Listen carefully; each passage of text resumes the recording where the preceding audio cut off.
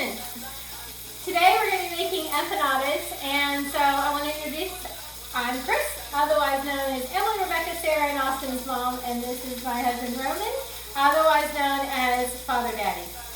We are going to go ahead and get started on the empanadas. You'll see here that I've got some chicken frying up in a pan. I just added some olive oil, and I seared it on both sides, salt and pepper. What I'm going to do with this is I'm going to throw it in the oven in a second at 375 for about 20 minutes. I'll cut it open, see if it's pink. If it's still pink inside, I'm going to go ahead and pop it in for 5-minute increments until it's done. You can buy pre-made chicken at the grocery store. The pre-made chicken can be one of those roasts that you'll pick up that's already cooked. You can take that and shred it. You can also skip the chicken altogether and do this entire empanada process as a vegan recipe. So I'm going to go ahead and pop this in the oven and hand it off to Roman. A couple of things you need to make proper Colombian empanadas. One is you must have some salsa music in the background. No salsa music, your empanadas may not work. That's one. Two, do not make empanadas unless you have time. This is not a dish you make in 10, 15, 20 minutes. It requires a great deal of preparation. In my house, we used to do them on Saturdays. My mama would get up early in the morning and start the preparations. By the time we got out of bed around 10, 11, that was the day we slept late. All the ingredients would be ready at the table, at the dining room table, and we would start helping her put the empanadas together. So you need time. That's second. Three, do not make Colombian empanadas if you are afraid of a little bit of spice and a little bit of flavor and a lot of natural products. You can make them with beef, chicken, or vegetarian. Enjoy the ride, you enjoy the cutting, listen to some music, tell stories, tell jokes. Now,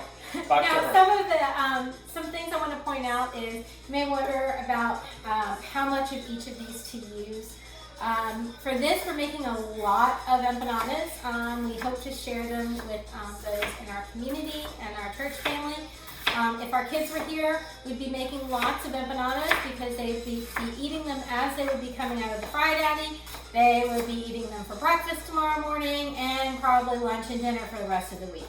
So for that reason, we've got a lot of ingredients. But generally your ratio is 1 bell pepper to every 2 tomatoes to every 1 onion. And then if you want to add a little bit of heat, jalapeno with that. Additionally, he hasn't shown you yet, but we're going to dice up some, we're going to chop up some cilantro. You probably want at least 1 large bunch of cilantro for each batch that you're preparing. But for this case, we used about 12 tomatoes. We used about 8 bell peppers, about 4 onions, I guess, big ones. large onions, and 4 jalapeno peppers. So ratio, make it how you want it. That's really the key here. If you like one vegetable over another. Also, there's no limitation to what vegetables you can use. These are our primary favorite ones, but if you've got some summer squash lying around, you can add that as well. Put whatever you have in. You're really going to build up that flavor. All of these ingredients are going to be pan fried. We're going to put them into a pan and start seasoning it and building up our filling. That filling is going to go into our mashed potatoes, and that's one thing I forgot to mention at the beginning.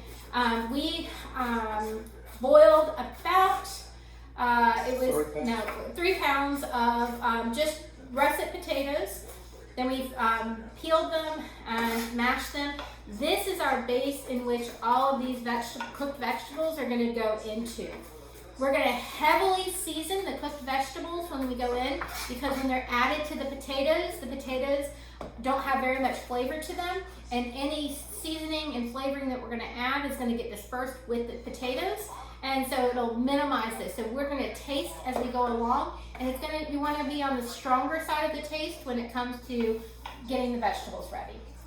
So let's go ahead and get started. Let me get my pan. All right, so we're going to start the vegetables, and what I'm going to do is take just a really large pan. This is a heavy-duty pan. I'm going to go ahead and get this started, turned on. I put this at a medium-high heat to begin with because I'm going to bring it to hot, and then we're going to start adding our vegetables. While this is heating up and getting ready for the vegetables, I'm going to go ahead and prep the dough for the empanadas. The reason I'm going to prep it now is it takes about 20-25 minutes for it to sit and soak in. So we're going to go ahead and get that started. And if, as you are cooking, one of your favorite songs comes on your playlist, stop what you're doing, bring your spouse in or your partner or whomever you're with, and just dance for a little bit. That'll give the vegetables a little bit of time to rest, and you also a little time to rest, and then you kiss a little and you continue. Okay. Be glad he's not singing yet. When his really favorite songs come on, boy, he starts singing, and that's when my mama's corpse begins to turn in her grave, sir. Yeah. Singing Because not a good thing for singing. I have a story about singing. My first job as a priest was at the cathedral in Davenport, Iowa, the Episcopal Cathedral, and it is a pretty high church kind of a place, and they sing everything, they chant everything.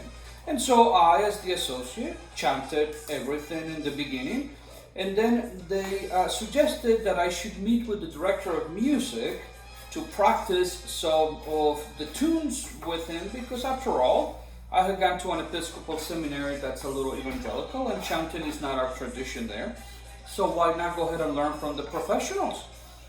After 3 weeks, I guess he reported to the chain of command, because the dean came to me and said, "Father, why don't you read the prayers from now on?" And let me tell you, the entire church was very, very, very excited with the news that Father Roldan was going to start reading the prayers rather than singing them. I had no voice. Yeah, he said, there are people who are tone deaf and there are people who are tone decaying. And I think you are tone decaying. You are not only deaf, you are dead and rotting. And I said, well, I suspected it all along. That's why I wasn't chanting in the beginning, but you all made me. All right, now we go from singing to making the dough. What I am using is something called pan. It is a parboiled yellow cornmeal. It's super fine. For this recipe, I do suggest you only use pan. You can get it at pretty much, I found it at the Walmart here in town. You can find it at Mexican grocery stores.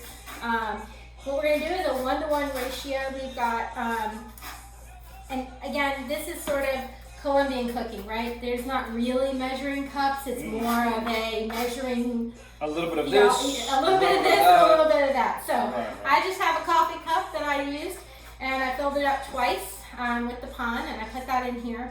I washed my hands before this because I'm going to get my hands really dirty with this part. And then I'm going to add 2 cups of water to this.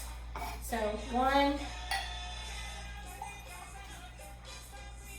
By the way, if you all have anything to do while we're doing all this cooking, put a stop to the video, go do what you need to take care of, and come back to the video. In Colombian cooking, it's very customary that you stop the chopping of the tomatoes, you go get into a fight with your brother who just walked in, and then you come back cooking like nothing happened, and he'll eat your food even though you just beat him, even though you just got into a fight with him. One of the things I want to show is this dough. You'll see it's very watery. I'm going to mix it up with my hands, and it will seem like there's too much water in it. And as I mix, it's going to be really gooey. What you want to do is you want to blend it all with your hands and just keep going around with that. This is a good time to add a packet of Saison. Honey, can you give me a packet of Saison right there and a little bit of adobo? This is where we're going to start our flavoring process, is with the dough. We're going to go ahead and keep mashing the dough with our hands. Roman's going to add a packet of Saison. And this is the, which saison is that one? This is Goya. No, I mean. Sazón Goya con azafrán. Saffron. So that's going to give us that really nice orange color to our. With saffron. Yeah, to our dough. I'm going to add that in there. No, I kind of do, right? Also, it's going to turn your hands a little orange, so don't worry about that. Very orange. And then add a little bit more. Adobo is a seasoning salt, all-purpose seasoning salt, and it is delicious. It goes on everything. Thank you. It goes on potatoes. Some people put it on fruit, and some people put it in salads. It goes on everything you want to eat. It is a little seasoning salt. You may want to try a little bit before you commit. Some people like it very much. Some people are not crazy about it. Alright, so I'm going to mix this up until I can kind of get it into a shaped ball. It may seem a little wet at first. If it dries out too quickly, you can add a little bit more water. Again, this is more of a little bit of this and a little bit of that. But I'll let you know that when we're done, after it's sat for a little while, what you're going for is sort of a Play-Doh feel. So we're going to mix this up. It should be a little bit wet. The cornmeal is going to soak in all of that water that we added. Some people at this point can add a little bit, will add a little bit of oil also to it. That's a preference. For this particular one, I'm just going to add the water, mainly because I put all my oil in my Fry Daddy. And I guess it doesn't really matter that much. Alright, so let me finish this up. How's that chopping going over there? Oh, nice and slow. Taking my time. Alright. So, I'm going to show you the consistency now that we've got this mixed up. Bring that over there.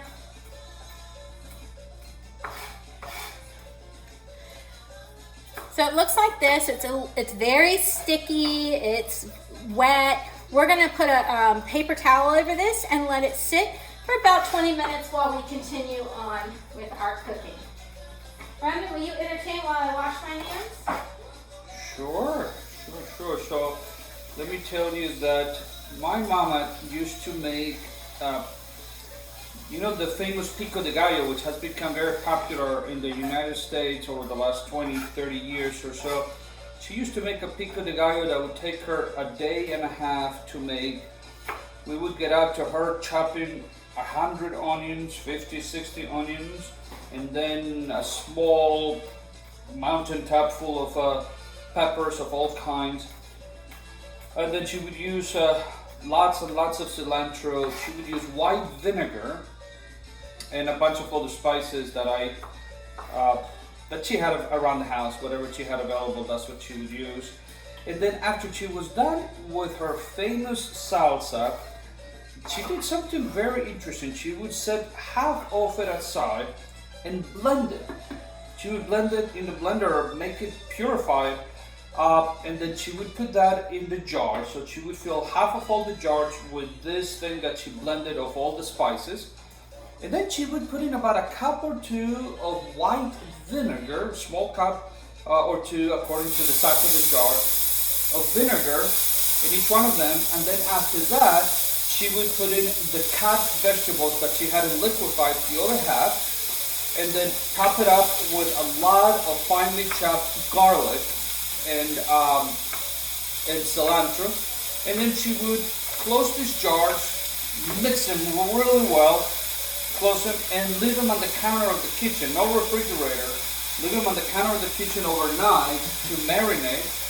And then the next day, she would give them to family members, she would give them to the neighbors, and everybody just absolutely loved them. Many people put them in the refrigerator so that they would last a little longer. Most of us just left them on the counter. And then anytime we had huevos rancheros, the famous breakfast eggs, or even rice and beans, it would be customary for us to walk to the jar and put a spoonful or 2 spoonfuls of that and all of our beans and rice and steak. And it was delicious. By the time her salsa, which is what she called it, was over, we couldn't wait for her to start a new batch, and she would go to the grocery store and come back with bags and bags of the stuff, and we knew what was happening. For the next Saturday and Sunday, she would do nothing but chop and put away, and listen to her music, and just cook in between various meals. I mean, the salsa could start at breakfast time. She would take a break, make us breakfast, and then lunch, and then dinner, and she would still be chopping away and putting things away and doing the red peppers or whatever it was.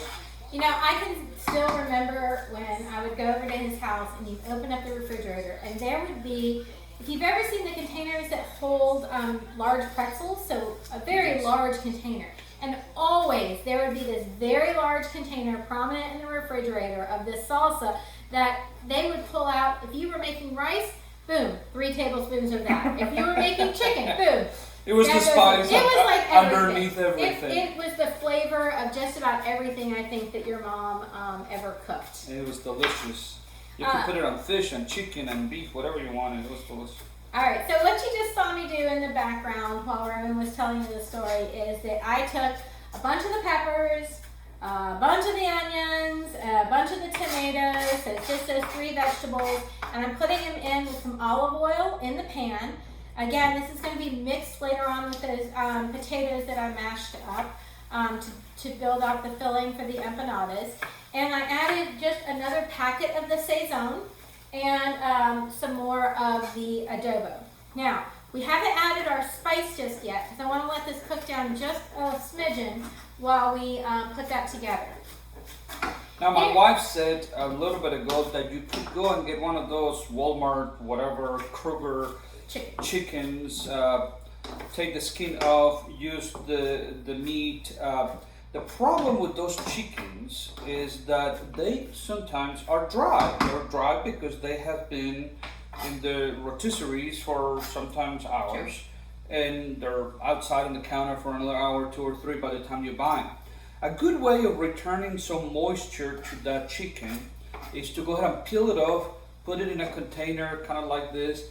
Then put about half a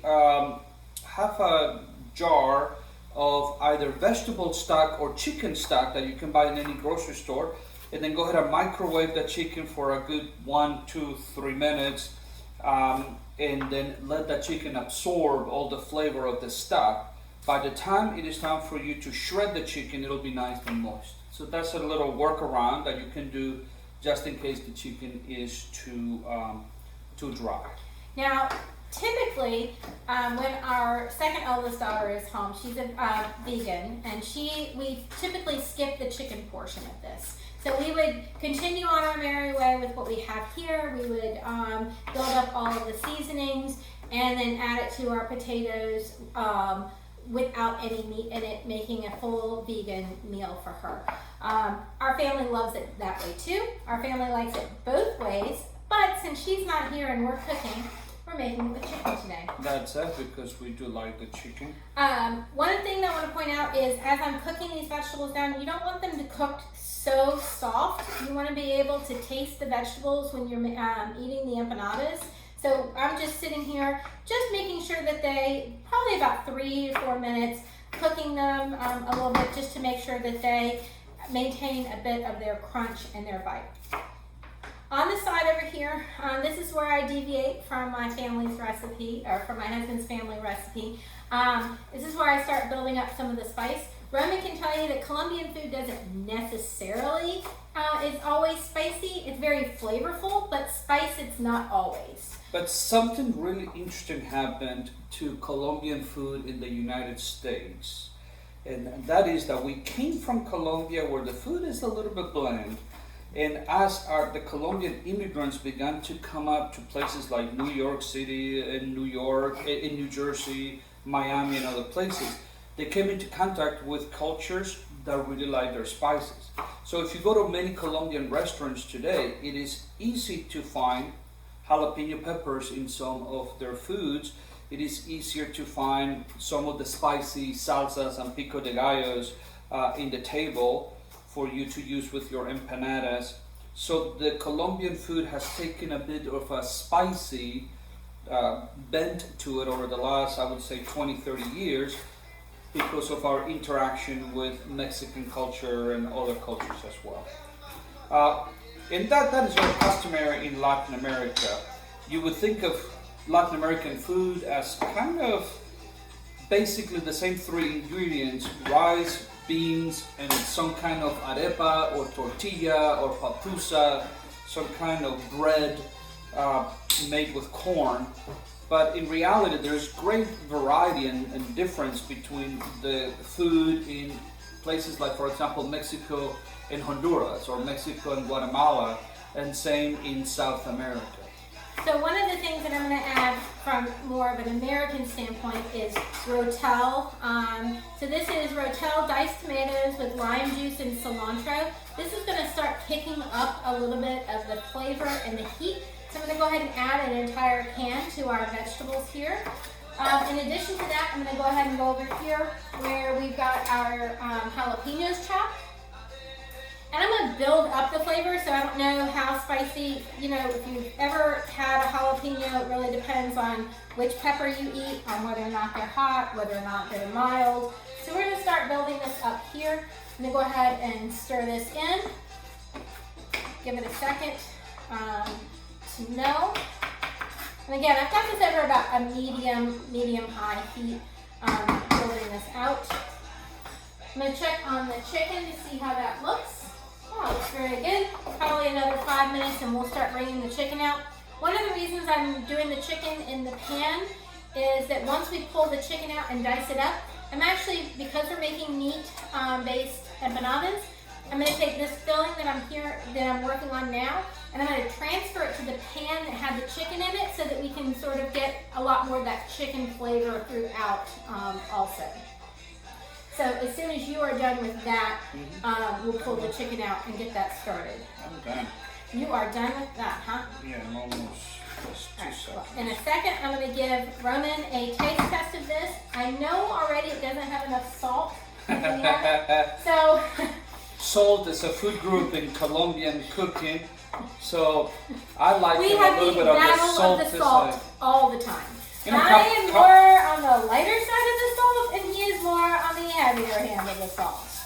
You know, couples fight over the air conditioning settings. Which we do, by the way. We fight over salt. So, because we know that this is going into very, very bland potatoes, we are going to taste it in a second with the salt addition and also look at the spice level so that we can get an idea of what we need. This is where you're going to taste,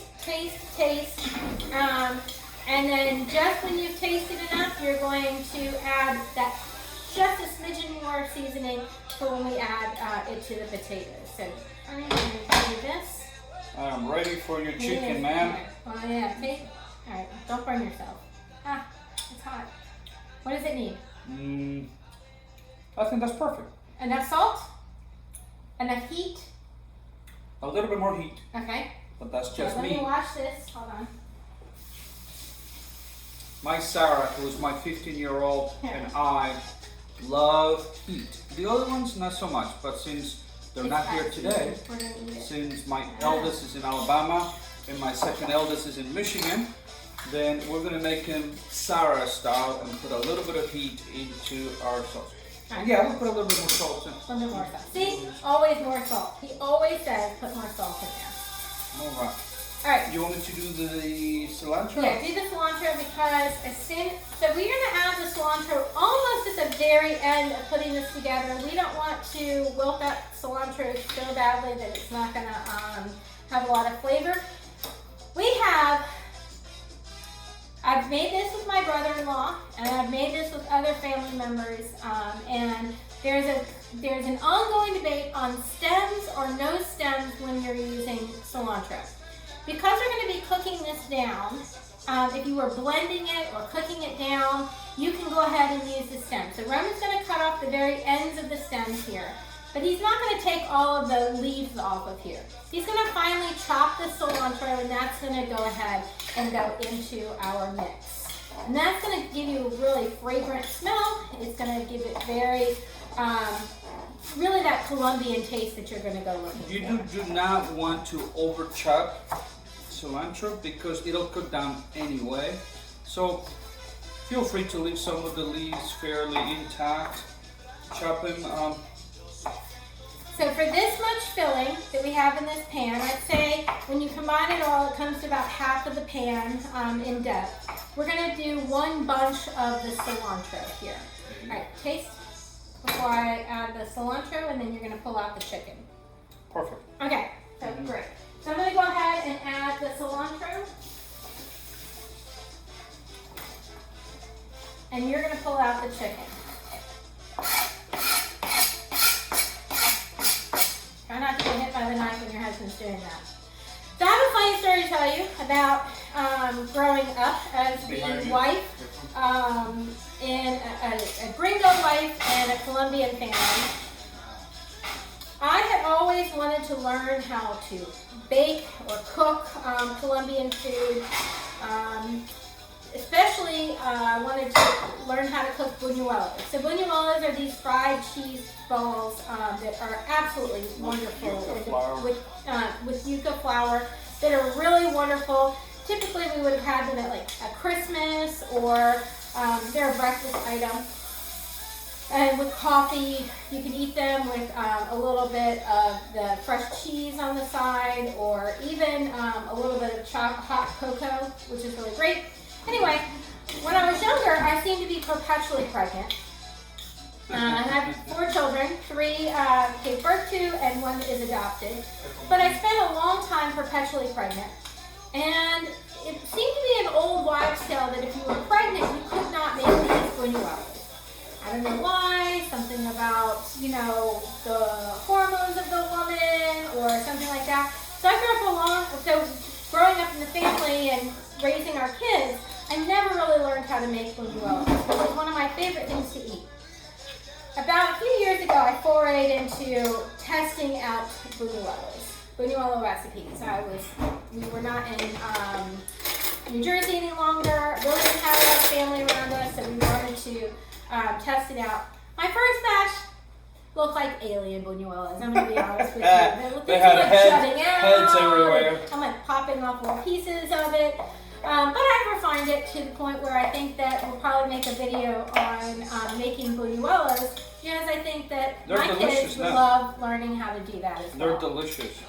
All right, so that chicken looks beautiful. It's perfect. You didn't get rid of the pan, did you? Because I'm using the juices from the pan. Oh, it's already washed.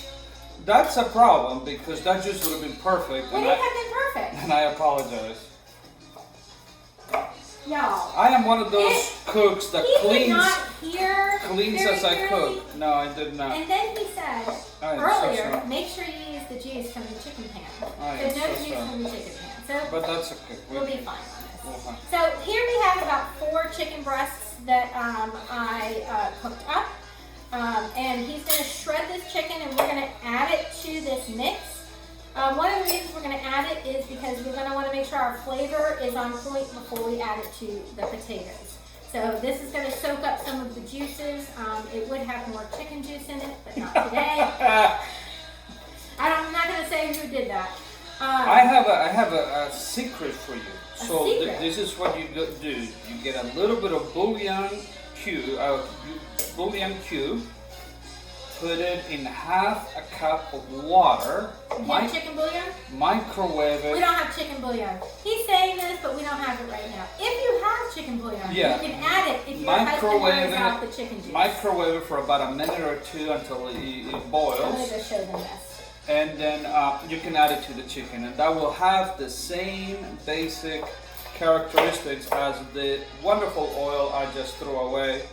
So this is the filling. This is what we've been working on this whole time, lovingly building up the flavor. We're going to add the chicken to this next, and then we'll put this all together for the filling and mix it with the potatoes. All right, how's that chicken coming? Perfect. Now, can I have some of that chicken to start adding in it? You can go. Watch your hands. So the playlist that you hear going on in the background is it's all-time favorite Colombian music on Pandora. We like it because it's got a lot of the nostalgic music that Roman grew up with. He really enjoys listening to it. And again, periodically he breaks out in song and dance. I do. While we're putting together the filling here, I want to tell you that I had, when we were in Colombia, we visited Cartagena, Colombia.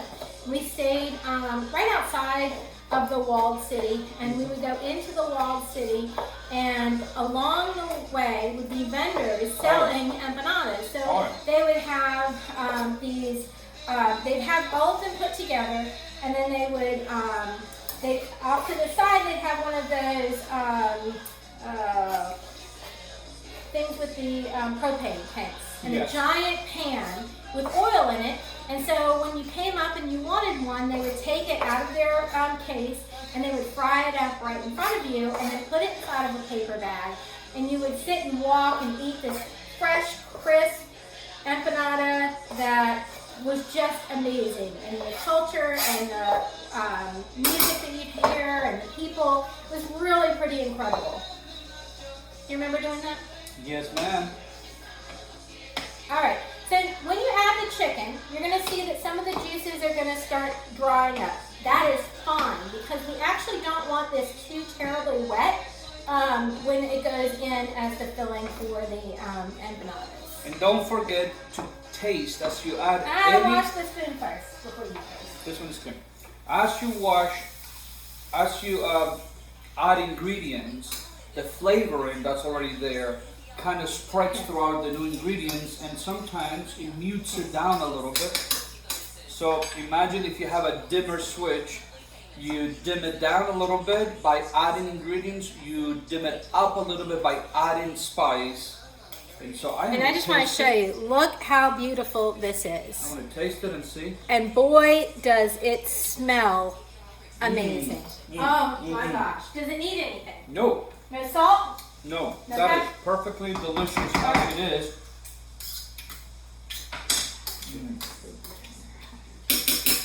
All right. So now I'm going to add this to our potatoes. Again, these are the potatoes that I just mashed. I actually cooked the potatoes yesterday, put them in the refrigerator so that they were ready for today. Mashed them up this morning, and just to a chunky consistency. And now we're going to go ahead and add all of this yummy goodness that we created to our potatoes. All right.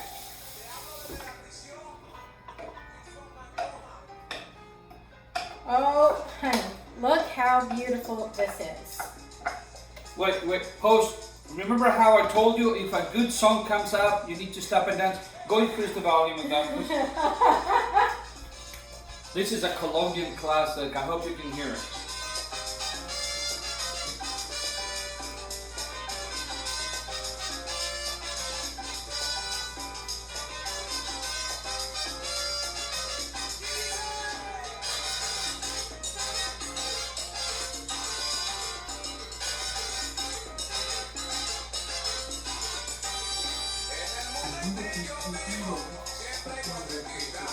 I'm singing right now, which is horrible.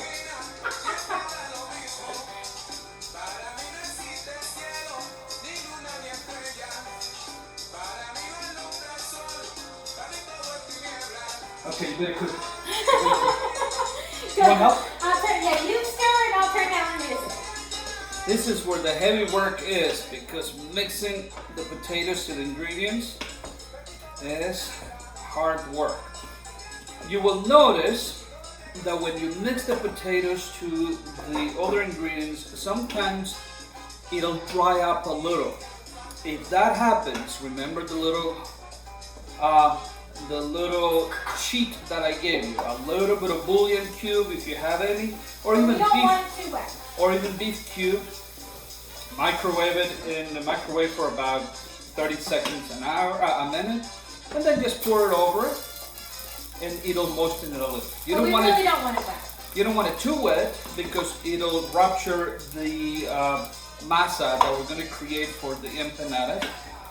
But you also don't want it too dry. All right. So one of the things you'll just notice is I put a teapot on the stove. A good friend of mine gave me this recommendation. We came from a house that only had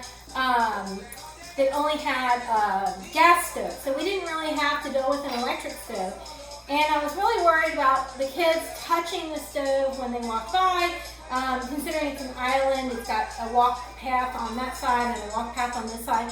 So a friend of mine told me to go ahead and make sure you put your teapot, when it's full of water, on the actual burner that's hot, and that way you're not going to burn your teapot, and it'll keep that particular burner protected from anybody accidentally touching. So that's sort of what I did.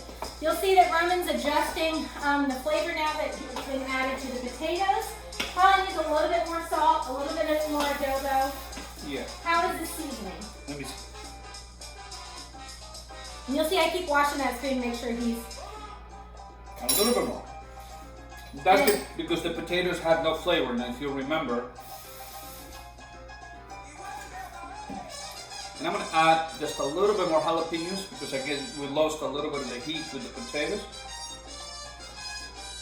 Add a little bit of onions too. And that's it. Makes it home. And one of the things too to keep on hand, that if you need a little bit more moisture and a little bit more heat, is we can have either salsa verde or we can have salsa casera. And Roman's going to use the salsa casera. That's how we're going to add just a little bit of moisture to this, plus up the heat level a smidgen more. So he's going to take that whole can and add it in here.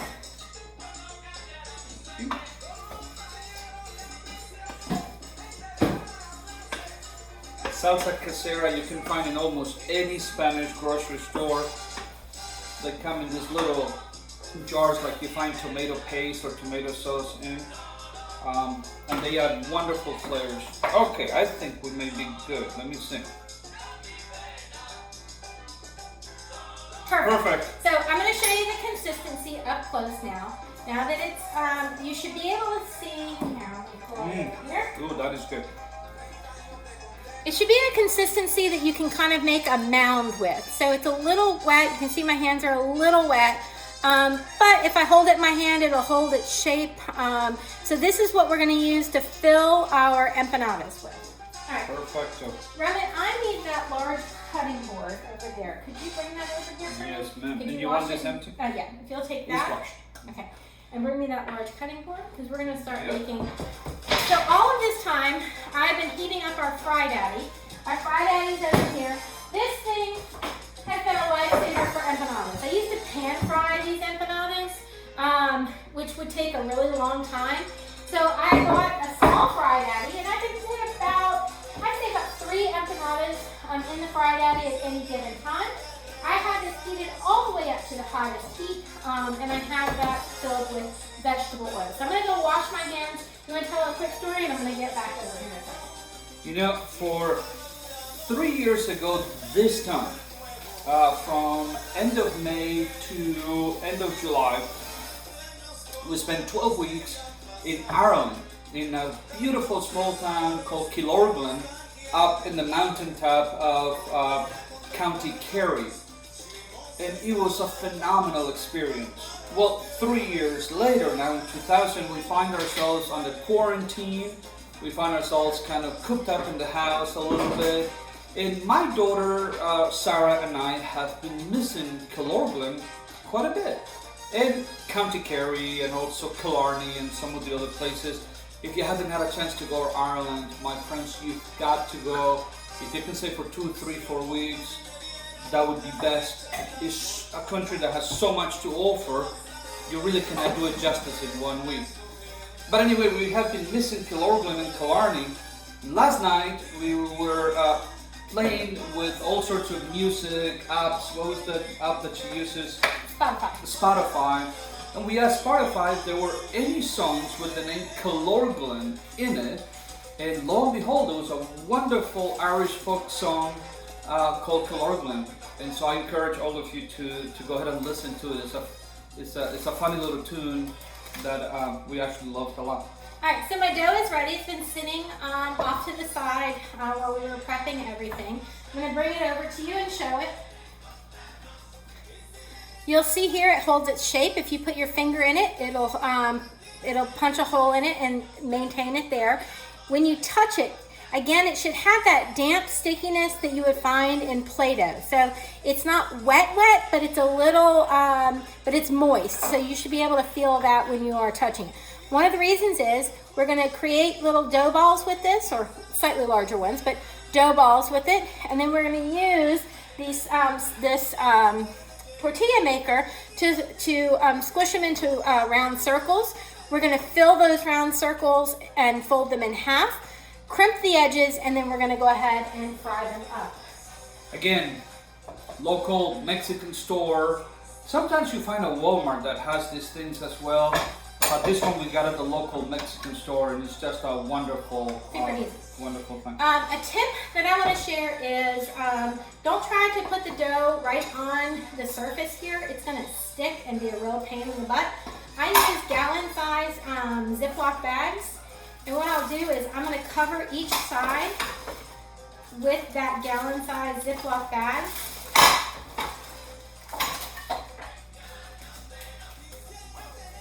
You'll see that there's the handle over here. I'm just going to poke a hole. Pop that through. And again, this is going to make it a lot easier to pull out the empanadas when we're finished with them. On your first pass, you're going to really get to know if your dough is too soft, if your dough is too dry. It'll fall apart in a number of reasons. So for the amount that we're going to use, it comes to about, if you're going to take a tablespoon, it's about a rounded tablespoon of dough that we're going to put in our hands. So we're going to take the dough and round it and put it into a ball. And then I'm going to put the dough right on the center of one of our circles. I'm going to close up the circle, and then I'm just going to smush it till it's flat. Then I'm going to slowly open it up. I might have to peel away that top bag from it. And it's okay if it doesn't come out in a perfect circle, but I can already tell that my dough is still just a little too wet. So I'm going to pull this out, unfortunately. Put it over here. Oh, you brought me a beer. All right, at this point in the game, we're hot. We've been cooking a lot. It's almost noon, so it's a reasonable hour. Right? I had to double check it wasn't 9 You don't o'clock in the tell the morning. time. I was pretending it was dinner time. And so I broke out really nice ice cold Dos Equis. So Cheers. cheers. Just a story for you. When I lived in Colombia, I barely ever drank beer, although it's pretty much allowed to anybody, any age, in Colombia. But I went to Belgium in 1987 to 1989 for a master's degree in theology. And Belgium has a reputation for having a beer for every day of the week, so good beer lovers can never repeat a beer and have plenty for all year round. Our seminary had a soda machine on the top floor, a beer machine on the third floor, soda on the second, beer on the first. And the beers happen to be cheaper than the sodas, the Coca-Colas and such. So poor students like me would have a beer with lunch almost every day, all year round. And I fell in love with beer. And now I have a variety of beers that I enjoy. Right now I'm in the mood for a little Dos Equis. But I try to have a beer when I have a chance. I never have more than one, but I really do enjoy it very much. So you'll see that my dough is still a little wet. It's falling apart here. So I'm going to have Romy bring me a little bit more of that pond, which I left out, anticipating this. And that's the other reason why you're going to use that plastic bag. No. He can't be dumping that in there. So I'm going to just take my hand. I'm going to sprinkle about maybe 1 to 2 tablespoons. I'm going to sprinkle it over the top, and I'm just going to go in there and mix it. We're going to do this really, really slowly. Again, anything that you're going to cook, you want to do it slowly. Nope. And you're going to do this slowly. I'm going to mash it up because we're going to go ahead and try this again once we added a little bit more of that in. All right. So again, it's still got the consistency I'm looking for. It's not too dry. I'm going to go ahead and pull out some. All right, bless thee, thou, be done. All right, so we're going to pop that in. The blessing is very important. We're Christians. Yeah, blessing the dough. All right, let's squish it. Hopefully it'll come out this time. Let's see, almost. I think we're good. But look at this first one will be our trial child anyway, so it won't, no, I guess it won't be. More pond, please. And again, don't stress, don't worry. You will get the consistency right. Could have a number of factors. Trial and error. It's been raining here for a couple of days, so there is a lot of moisture in the air. That has impact. If you're in a high altitude, that could have a lot of impact. So you just want that first one to come out correct, and once you've got that first one going, you'll be fine for the rest of the batches. And this amount of dough is going to make up a whole heck of a lot of empanadas. But one of the cool things is, even if you made up a small batch of the dough, the filling can keep for up to a week. So typically I wouldn't cook all of it at one time. I'd make fresh ones in the morning, fresh ones in the evening, or when the kids got home from school or something, so that we wouldn't have to, that's good. I'm waiting with my weapon. So you can keep that filling and use it at another time as well. So you don't have to cook everything at one time. You want to clean that? Yep. I'm going to clean that in a second. And he just asked me, don't you want a clean bag? And it's fine. Even if it has a little residue on it, I'm going to go ahead and pop that over. Pray that it comes out fine. Ah, much, much better. Oh, look at that. That's perfect. So you can see, although it's not in a complete circle, it's close enough for government work. Now I'm going to stick my hand underneath the bag to peel it off on the other side. And we have this here. So now I'm going to get Roman to get me a spoon. Give me a tablespoon. And then we're going to add some of this filling. Just clean it off, please. Wash. And then we're going to add the filling into the center. I'm going to fold it over. I'm going to crimp it, and then we're going to throw the test one in the fried aggie. As long as everything comes out well, because again, taste, taste, taste. So I'm going to put a rounded teaspoon into the center. I'm going to go over there and show them how I fold it. Oh, okay. Wrong way. So I put it a rounded teaspoon into the center. I'm going to fold it over. I'm going to smush the edges to seal it. And then I'm going to transfer my hand here, and I'm going to just crimp the edges like this. And again, these don't have to be pretty. What I want you to note is that this opened here. We don't want any opened areas, so you're just going to have to probably go and get a little bit of dough and just fill that in just to make sure that it's not open. And so there is our first empanada. Not super pretty, but it's going to taste delicious. So what I'm going to do. My wife was talking about altitude, and let me tell you, altitude matters when it comes to cooking. Back about 15 years ago or so, we went to New Mexico, to Ruidoso, for 3 months for one of those seminary internships. And I remember the first time I cooked there, it just did not taste right. First day I cooked beans, my famous beans. Another day I cooked rice, neither one came out good. So the third day I made reservations. And we ate out almost every day for the time we lived in New Mexico. So there's something about altitude that messes with the way you cook and the measurements you use. All right, so while we're testing out that, you're probably wondering, what are we doing with all these leftover vegetables that we have? We're on another video, we're going to go ahead and make some of the salsa that will go on top of our empanadas. But for now, we're going to leave them off to the side and use them in a moment. All right, so we're going to take a look at this frying up over here. And I would say in a fried aggie, it takes about 3 minutes for it to fry properly. You're looking for a real nice golden yellow color on the empanadas and that crispiness. Now, I can do about 3 of these at any given time. You can do these in a heavy pan, kind of like the one that we did our vegetables in. But for now, we're going to go ahead and do this. Once we show you the final product, I'm going to go ahead and turn off the video. We're going to go whip up all the rest of these, and then at the very end, I'll post a picture of the final product all displayed out in all of its glory. These are great to share with other people because you can put them, wrap them once they've dried on paper towels. Or put paper towel now. Once they've dried on paper towels to soak up the oil, you can wrap it in a half-folded paper towel and pop it into a brown bag, and then bring it to friends and loved ones. I'm going to stand it this way so I can show you. A little plate, paper towel. Not quite ready yet. Needs another minute. Another minute. So you have time for a dance, a song, or a story? A dance, a song, and a story. Or, not and. How about we drink our beer and look really, really good while drinking the beer? And then we go. And we drink? And then we drink again. Okay, enough. Now we check. It's on the breakfast time after all. Alright, here we go. Yep. So I'm going to pop these out of the fry iron.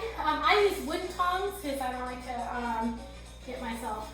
And you'll be able to tell that they are crispy. Let me go show them the picture. Look at this deliciousness. Nice and crispy. And once you bite into it, let me have a knife, I cut it. Alright. Okay.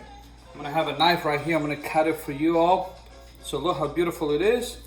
You cut it in the middle. Oh, that's a crispy sound. And you heard that little crispy sound. And then you can eat it like that. You can put a little bit of a salsa we're going to make in a few minutes right on top of it. Or you can go ahead and squeeze some lime on top. That's another great option. Lime is pretty good. Also, your regular Mexican hot sauce. You can put it on it and eat it. It'll be phenomenal. But this is what you want. You want nice and crisp on the outside, soft and delicious in the inside. And I promise you, they're going to be amazing. Thank you for joining us for making empanadas today. To my family, we miss you and we love you. We hope you're staying safe during the COVID-19 quarantines. And if you can't go out, make it better at home. God bless. Adios. Bye-bye. Ciao. Good to talk to you.